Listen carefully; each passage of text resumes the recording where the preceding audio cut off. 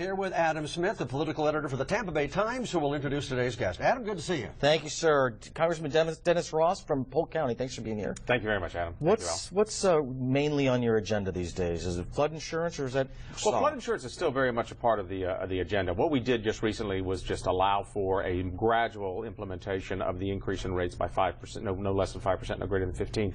But really, the only way we're going to solve this is if we bring other capital, invite other carriers to come into the market other than compete for the homeowner's business. I have filed a bill that does that, that would allow for states to license private insurance carriers to be accepted by FEMA and hopefully give some competition. We see that Lloyd's of London is selling policies cheaper in Florida than NFIP, the National Flood Insurance Program. So that's the next direction we're going, that hopefully we can help the homeowners in Florida. What about consumer protection? Some people that don't like this plan basically say these insurance companies will not have the same kind of regulations that other insurers would have. That's not true. In fact, this bill would allow for the states to license, which means that the carriers would have to come under the consumer protections of each respective state so that the consumers would be protected. And I don't think that anybody would disagree that states do a very good job of regulating their own respective markets for insurance because of consumer protection. So that's one thing we want to make sure we have. Well, what's going to happen with FEMA then in their insurance program? The FEMA will always be there. It will be the federal backstop that will always be there. It'll be the consumer to choose whether they want to have the FEMA program or whether they want to have a private capital based insurance program. Benghazi hearings. Yes. I guess a big push for Republicans to have more hearings. There is a big push. And Adam, when I was, last session, I was on the Oversight Committee when we had the attack in 2012, and I attended many of the meetings. Look, we know that the United Kingdom pulled their embassy out in July of 2012, just 4 months prior to this.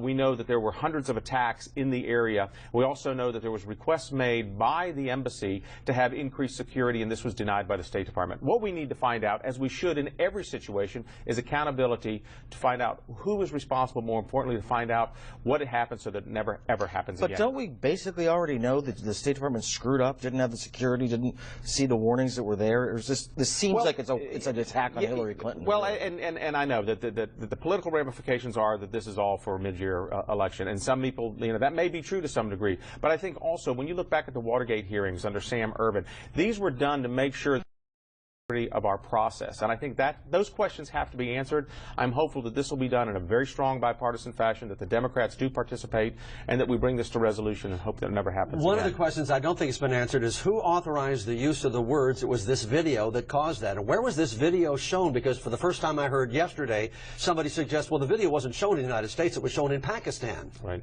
Well, that's a question that should be answered. And I think because the committee has subpoena power, we'll have an opportunity to see if there are relevant emails out there that may show the source of those talking points. What about the last email we saw in the last couple of weeks with Ben? What was the last name? I don't remember his last name. Yes, yeah, the one that came out. He's saying, of course, that this was just about the unrest in general in the Mideast, that this video program contributed to it. It wasn't specifically, his opinion is, it wasn't specifically the cause of the Benghazi incident. Hey, let me ask you something else, too, because Tim Geithner, who was probably the orchestrator of the bailout as much as anybody else, just released a book. Right. And one of the things that he said in the book is that he was ordered to lie about the impact that Social Security would have on the budget. Right. I find that kind of shocking. Well, it's unfortunate. We've got to be very careful in elected office in crossing the line between what is policy and what is political, because the American people, more than anything, they crave credibility. And this, I won't, I'm sure this has happened in Republican administrations, it's happened in Democratic administrations, and ultimately at the end of the day, somebody's going to be accountable for these actions, and if they are wrong, they need to be stopped. And I hate to see the talking points be put out to further a political agenda instead of doing the right policy agenda that needs to be done for this country. Is Obamacare still going to be a front burner issue for Republicans? I think that Obamacare will be an issue of its own. What I mean by that is that I think that the average person, when they go renew their health insurance, or they have to go to their doctor and they have to pay more in premiums, they have to pay more in deductibles, when they can't see their doctor, this message. I don't think that the Republicans need to be out there beating their chest saying, "I told you so." I don't think that's a wise move at all. It will be a story written by itself, Obamacare will, and I think that we, as a party, need to be focusing on solutions to this. Well, broadening the tent is what a lot of people call it. How can you do that without it seem like you're caving in on, in quotes, conservative principles? Oh, I think we can do it very easily. I think that, again, competition means a lot to people. When you can have competition out there to find the right insurance plan for you, because you don't need to have certain types of coverage because of your age or your condition. We can definitely cover those who have pre-existing conditions. We can definitely provide for those who can't provide for themselves. We can do means testing. But in order to do this, you can't have just one size fits all, which is what Obamacare is, which is a mandatory policy. We need to have options for people to have.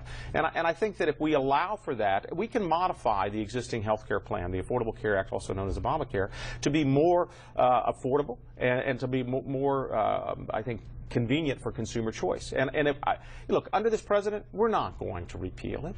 It's just not going to happen. I mean, this is his legacy. But let's at least do something to save the consumers from having to pay these costs and from losing their opportunities to see their doctors. When you look ahead to 2016, who out there among Republican presidential contenders excites you? Well, you know, I've always been a fan of Jeb Bush just because I've known him for quite some time and having served in the legislature when he was governor. I think would do a very good job in terms of leadership and bringing sides together. I would think that the key now is to watch who plays in the 2014 races, to see who's out there that's going to be contributing and showing up with candidates. Marco, of course, is always a very appealing candidate. But between those two, you served with Marco too. Yes, Jeb is a stronger by candidate. far. Yes, by far. I mean, the maturity level, the experience level. Yeah, I think he would do well. Let me get one more question in. The VA mess. We know that the Veteran Administration is being closely looked at. We know that some surprise inspections that were supposed to take place at our own VA here locally, right, and they wouldn't let us in. The state came in. Where are we going with that? Well, we've recognized this problem for quite some time. A few months ago, I filed the Timely Access to Health Care Act, which would require that veterans be seen within at least 30 days of making an appointment. Okay. But the VA pushed back and said, oh, they see